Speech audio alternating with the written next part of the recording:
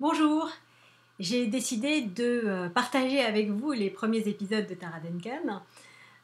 C'est un petit cadeau en attendant la sortie de Tara qui va avoir lieu donc le 18 septembre et le 20 septembre.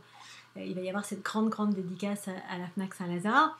Et comme je me suis dit que finalement on avait l'habitude, voilà, sur mon Facebook, sur les autres trucs de partager avec vous, mais il y en a plein aussi qui n'ont pas forcément Facebook, donc je me suis dit, bon, allez, je vais mettre ça sur une chaîne YouTube, de façon à partager aussi avec beaucoup d'entre vous ces dernières aventures en quelque sorte, puisque c'est la fin d'un cycle, il y en a un autre qui va recommencer après. Et donc chaque semaine, tous les mercredis, je vais vous mettre quelque chose, et donc vous allez découvrir ce qui va se passer avec Tara Magister, parce que c'est dans ce tome qu'on va enfin découvrir qui est Magister, peut-être.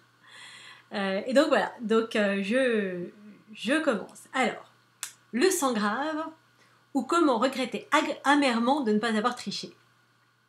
Les sangraves, masqués et enveloppés de robes d'un gris presque noir, regardaient les pailles qu'ils avaient dans les mains. 10 d'entre eux soupiraient de soulagement tandis que le 11e, tremblant, fixait le petit bout doré sans arriver à y croire. « Par les crocs carriés de Gélisor !» octa-t-il. « J'aurais dû tricher. Je savais que j'aurais dû tricher. Mais j'ai toujours de la chance d'habitude, je ne comprends pas ce qui s'est passé. » Les autres sangraves se mirent à rire. L'un d'entre eux, son masque miroitant d'un bleu soulagé, mit les mains sur ses hanches, ce qui tira sa robe sur sa poitrine, soulignant le fait qu'il n'était absolument pas un homme.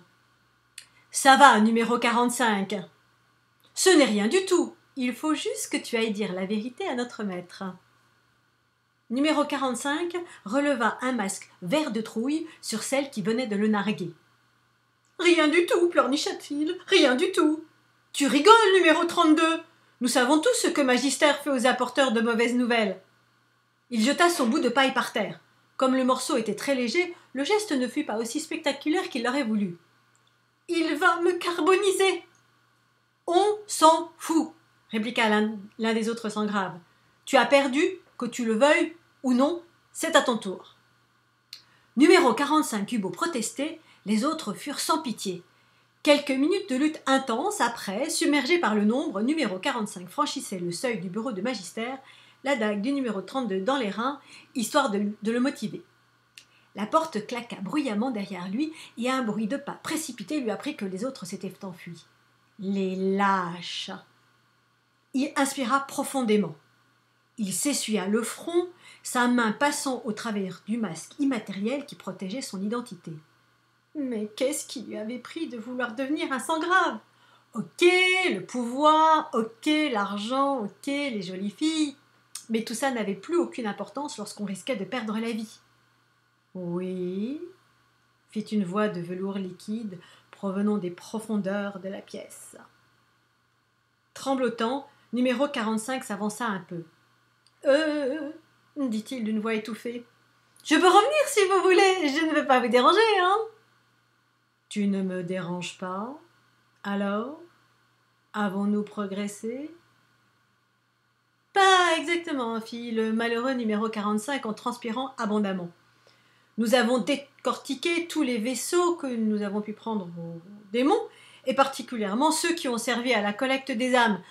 Leurs machines sont effroyablement complexes, et leur technologie nous est tout à fait inconnue. Nos agents nous ont confirmé que le travail a été créé par cette race qui n'est pas humaine, ces espèces de fourmis rouges géantes, si bien que nous avons beaucoup de problèmes pour arriver à comprendre leur logique. De plus, c'est que les machines n'avaient pas de mode d'emploi. Et les démons qui en avaient la charge sont ou soit morts, ou se sont suicidés afin de ne pas nous donner le moindre indice. Magister soupira. Numéro 45 ne pouvait pas le voir d'où il était, parce que le fond de la pièce, où se trouvait le bureau de bois noir de Magister, se confondait avec l'ombre. Mais il savait que Magister l'épiait, et que lui le voyait parfaitement. Essentiellement parce que les projecteurs étaient braqués sur la porte d'entrée. Magister ne prenait aucun risque avec les gens qui pénétraient dans son bureau. « Je sais tout cela », finit par ronronner le maître des sangraves, après un silence de mauvais augure. « J'avais donné une date limite pour avoir les résultats. J'attends toujours. » Eh bien, justement, avança le numéro 45 en s'inclinant de façon à présenter une cible plus petite. C'est à ce sujet que j'ai perdu à la courte que je me présente devant vous. La date limite est un peu trop limite, justement. Nos savants n'ont pas encore réussi à décrypter tout ce qu'ils ont trouvé. La façon dont les âmes sont collectées reste un mystère pour eux. Il rajouta vivement. Du moins pour l'instant, parce que je ne doute pas un instant que nos savants vont trouver tout ça très vite. Oh là là, super vite même. On a même capturé une fourmi géante sur leur planète afin qu'elle nous explique comment utiliser les machines. Mais elle a dit que leur race n'avait en fait construit que la première partie de la machine, la seconde avait été forgée par la magie démoniaque des démons. Elle ne pouvait pas nous aider. Magister ne pouvait pas le voir, mais numéro 5 abhorrait un sourire sincère et avide de plaire sous son masque toujours aussi vert de trouille. Combien de temps faut-il en plus pour nos savants ? Demanda tranquillement le terrifiant maître des sangs graves. Numéro 45 reprit courage.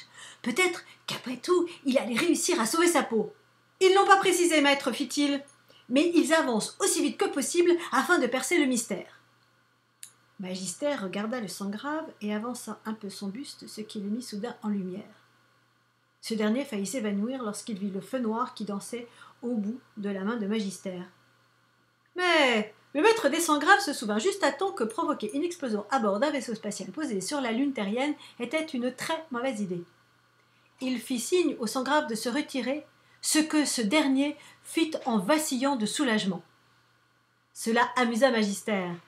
Le sang grave pensait qu'il avait été magnanime alors qu'il avait été juste prudent. Cela dit, depuis quelque temps, il était plus, non pas gentil, le mot le faisait frissonner, mais plutôt plus décontracté. Il faut dire que c'était la première fois de sa vie que Magister était considéré comme un héros par une planète entière. D'habitude, les affiches placardées avec son masque miroitant et sa robe d'un gris presque noir, barrée du cercle sanglant sur la poitrine, précisaient « Ennemi numéro 1 », plus précisément « Ennemi public numéro 1 », énorme récompense, et même si vous avez juste un tout petit indice pour le capturer, on fera avec. Là, la Terre entière lui voua inculte depuis qu'il avait sauvé des millions de vies en coordonnant les attaques terriennes et ses vaisseaux contre les navires des démons. Par les entrailles putrides de Brinduc le hideux, il avait même un fan club. Sous son masque, sa bouche sensible esquissa un sourire amusé. Alors ça, on lui aurait dit un truc pareil il y avait quelques mois, qu'il aurait réduit l'orateur en pourré pour Cruic. Il avait beau dire qu'il se fichait éperdument des terriens, tout au fond, il appréciait d'être adoré. C'était assez bizarre. D'habitude, on le respectait, on le craignait, mais l'aimer, ça, c'était nouveau. Son masque s'obscurcit. Seule Amava, sa bien-aimée dragonne, immolée par les dragons pour trahison alors qu'elle n'avait fait que l'aimer, était la seule personne à lui avoir donné un peu d'affection. Sa mère était morte alors qu'il était jeune, et son père, dévoré d'ambition, avait fait tout ce qui était en son pouvoir pour le briser, parce que le jeune Magister ne correspondait pas à ce qu'il désirait. Selena Duncan ne l'avait pas aimé non plus. Il l'acceptait à présent. La seule qu'il avait aimée pendant des années, au point d'accepter de devenir un monstre pour lui, était Selemba, la vampire, sa magnifique chasseresse. Il l'inspira profondément. La dernière fois qu'il avait vu Selemba, elle avait changé. Elle était redevenue vampire et non plus la sauvage buveuse de sang surpuissante qu'il avait créée. Il devait avouer qu'il avait été fasciné par cette nouvelle fragilité, et lorsqu'il l'avait embrassée puis l'avait enlacée, il s'était rendu compte qu'il était non pas amoureux, mais attiré. Il ne lui avait pas dit, mais elle lui manquait terriblement.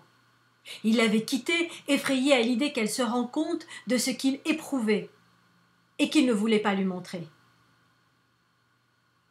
Magister releva son regard vers la terre, boule lumineuse et bleue qui roulait devant lui. Auparavant, ses vaisseaux étaient cachés sur la face nocturne de la lune, mais ses sangs graves déprimaient sans lumière. Alors, il avait accepté de les déplacer sur la face brillante. Pour l'instant, la Terre était sauve. La comète des âmes damnées était en orbite autour du soleil d'autres mondes et traquait les planètes démons. Mais il savait que ce n'était qu'un répit. Et voilà. Donc voilà quelques pages. Oh, déjà un bon bout des aventures des uns et des autres.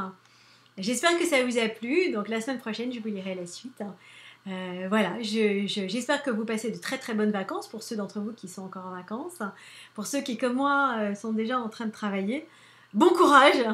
Serrons-nous les coudes, c'est dur. Mais bon, on est là aussi pour bosser, pour faire plein de trucs, avoir plein de projets. Et j'espère que vous n'allez pas trop souffrir de ce temps qui est assez moyen. Mais bon, du moment qu'on a plein de soleil en nous, je pense que c'est suffisant. Je vous aime. Merci et à très très vite. Au revoir.